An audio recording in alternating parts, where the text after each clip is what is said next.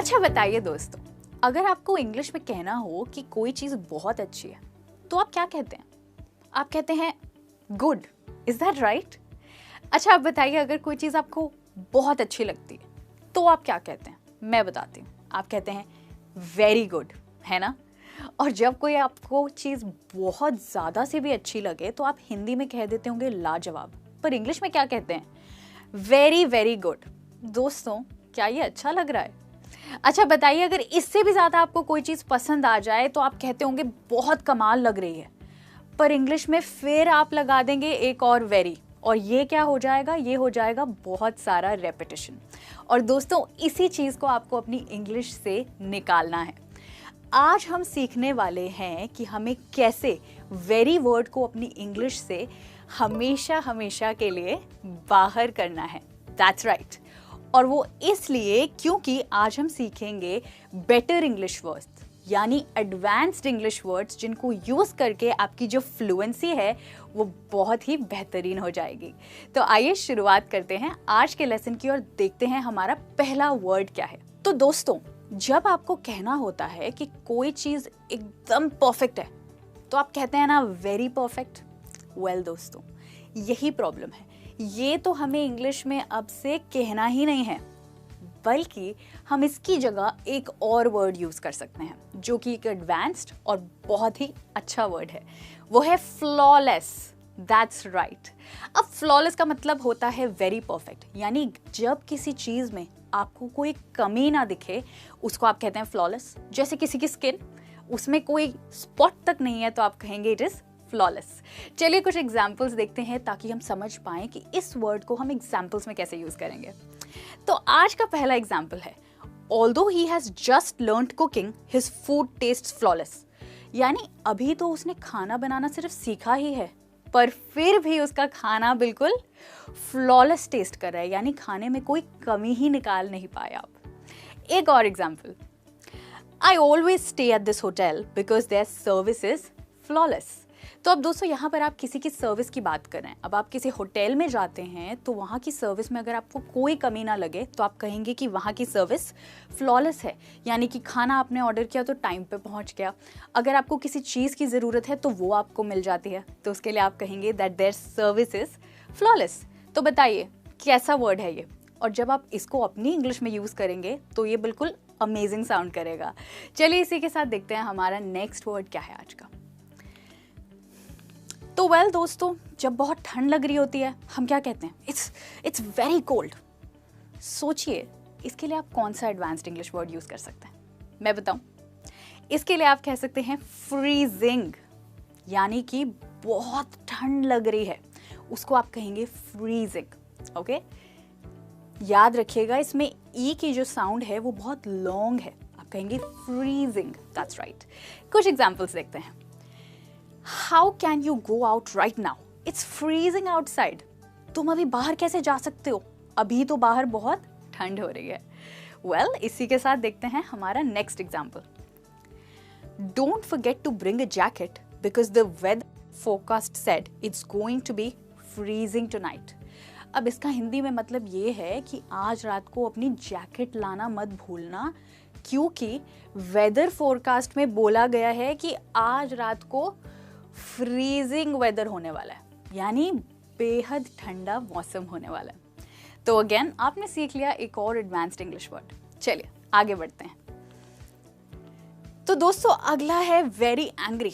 तो जब आपको गुस्सा आता है डेफिनेटली आप बहुत एंग्री फील करते हैं। अब उसी को हम इंग्लिश में कह सकते हैं फ्यूरियस।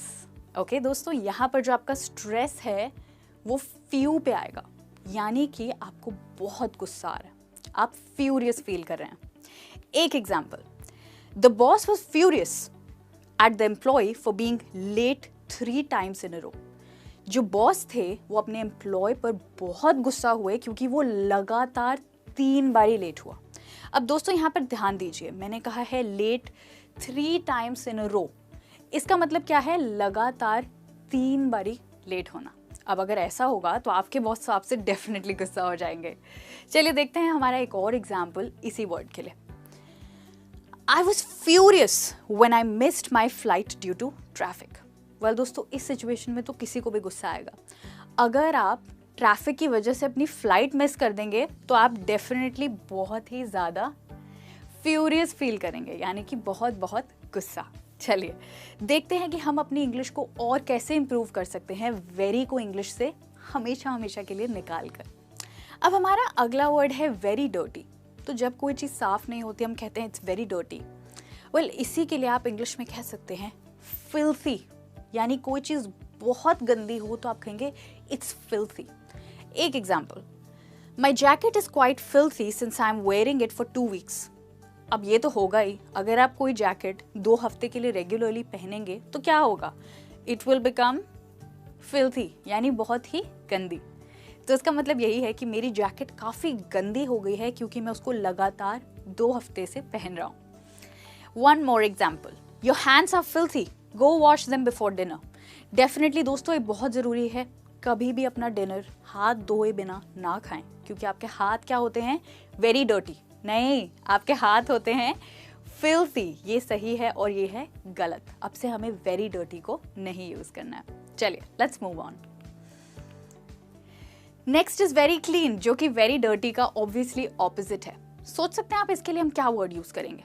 वेल अगर आप डिनर के बाद अपने हाथ धो लेंगे तो आपके हाथ हो जाएंगे वेरी क्लीन। यस, पर हम कहेंगे स्पॉटलेस। दैट्स राइट, यानी कि कोई ऐसी चीज जिसमें कोई कमी ना हो। याद है मैंने आपको लेसन की शुरुआत में एक वर्ड बताया था, फ्लॉलेस। जी हाँ, उसका और इसका मतलब काफी मिलता जुलता है। जब किसी चीज में कोई दाग ना हो आप उसको कहेंगे it's spotless. Let's look at an example. After we spent the whole morning cleaning the house, it is now spotless.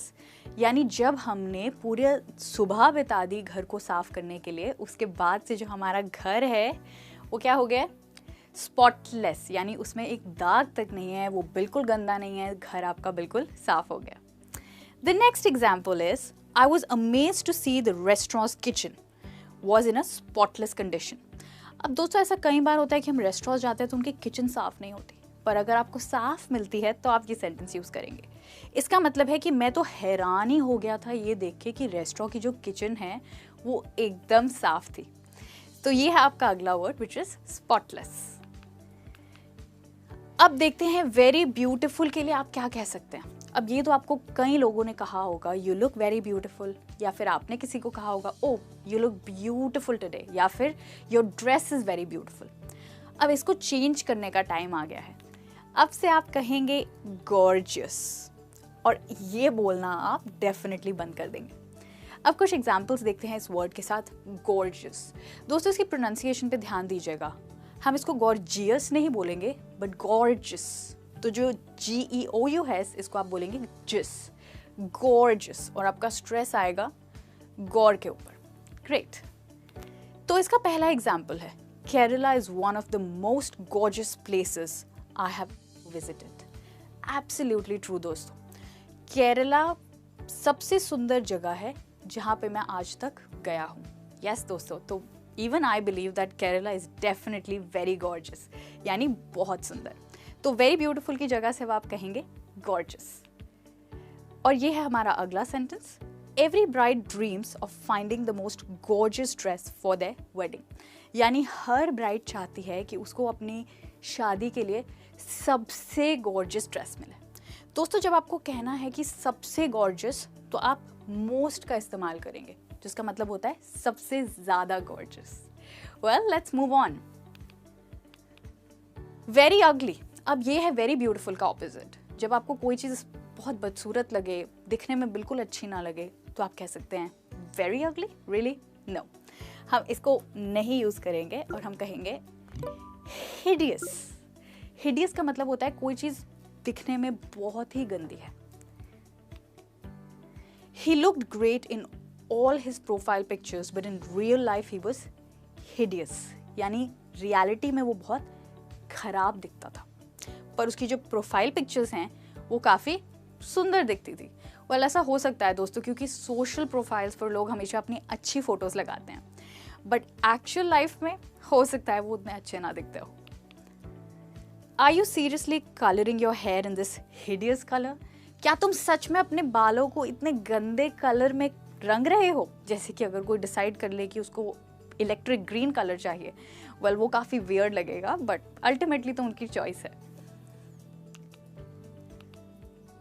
और अब है हमारे पास वेरी स्ट्रेंज। दोस्तों इसका मतलब होता है बहुत अजीब। तो जब कोई चीज़ आपको बहुत अजीब लगे तो उसको आप वेरी स्ट्रेंज नहीं कहेंगे, आप कहेंगे ऑड, जिसका मतलब भी सेम होता है। तो पहला सेंटेंस है that's odd, I left my phone on the table but now I can't find it. अरे ये तो बहुत अजीब है, मैंने अपना फोन टेबल पर छोड़ा था पर अब मुझे मिल ही नहीं रहा है।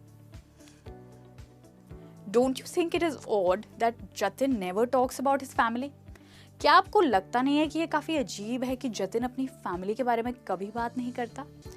तो ये है आज का आपका next word which is odd, जिसको आप यूज करेंगे जब आपको कोई चीज बहुत अजीब लगे। अब है वेरी स्पेशल।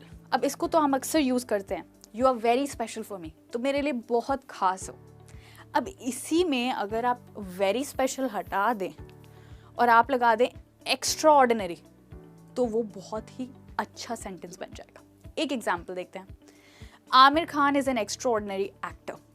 आमिर खान एक बहुत ही लाजवाब एक्टर हैं। वेल मैं इससे बिल्कुल अग्री करती हूँ। और दोस्तों याद रखिएगा, यहाँ पर आपको ए और ओ की साउंड को थोड़ा मिलाना है। आप कहेंगे extraordinary, okay, extraordinary, very good. The trip was extraordinary, we even went hiking. अब हाइकिंग क्या होता है दोस्तों? हाइकिंग होता है जब आप पहाड़ों पर पैदल चल के जाएं। तो जब आप किसी ट्रिप पर जा रहे हैं और आप उसे बहुत इंजॉय कर रहे हैं तो आप कहेंगे the trip was extra ordinary, और वहां पर हम पहाड़ों पर पैदल भी चल के गए। तो दोस्तों ये है हमारा आज का वर्ड वेरी स्पेशल, जिसकी जगह आप कहेंगे extraordinary. Moving on, very hungry. Oh, ये तो मेरे साथ अक्सर होता है, मुझे बहुत भूख लगती है। आई एम श्योर आपको भी काफ़ी भूख लगती होगी, स्पेशली कुछ अपनी फेवरेट चीज़ देख के। तो जब आपको भूख लगी है दोस्तों, तो आप वेरी हंग्री अब से कहना बंद करेंगे और आप कहेंगे स्टार्विंग, यानी मुझे बहुत भूख लगी है, आई एम स्टार्विंग। एक एग्जाम्पल, I am starving, let's have lunch, shall we? मुझे बहुत भूख लग रही है, चलो लंच करते हैं, ठीक है? तो यहाँ पे आप यूज कर रहे हैं स्टार्विंग वर्ड। एक और example, I was away all day, when I got home my dog was simply starving. मैं पूरे दिन घर से बाहर था और जब मैं वापस आया तो मेरे डॉग को बहुत भूख लगी थी। अब ऐसा ही होगा अगर आप अपने डॉग को खाना नहीं दे के जाएंगे, पर डेफिनेटली आप बाहर हैं तो जब आप वापस आएंगे तभी आपके डॉग को खाना मिलेगा। चलिए अब देखते हैं हमारा नेक्स्ट वर्ड, वेरी टायर्ड। इसको हटा के दोस्तों अब से आप कहेंगे एग्जॉस्टेड, यानी कि मैं बहुत ही थक गया हूँ।